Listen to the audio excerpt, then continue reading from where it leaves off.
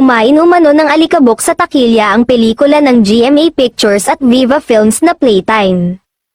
Ayon sa pinost ng isang netizen sa X na dating Twitter, tinanggal daw sa mga sinehan ang pelikula dahil kaunti lamang ang nanunood at pinalitan ng Hollywood movie Inside Out 2 na blockbuster worldwide.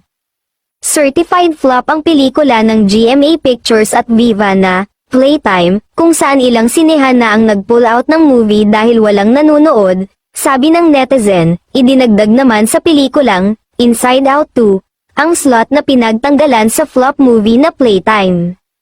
Ang Playtime ay pinagbibidahan ni Sanya Lopez, Colin Garcia, Faye Lorenzo at Sian Lim. Si Sian Lim ay naging viral kamakailan dahil sa mall show na mas marami ang bakanteng monoblock kaysa sa mga nanunood.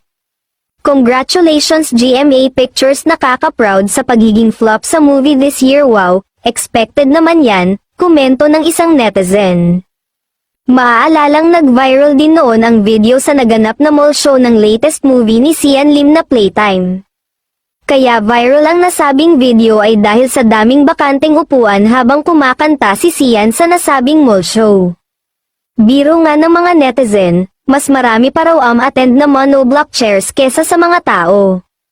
Hindi rin naiwasan ng iba na ikumpara ang mall show ni Sian sa isang sikat na par-ese na araw-araw dinudumog.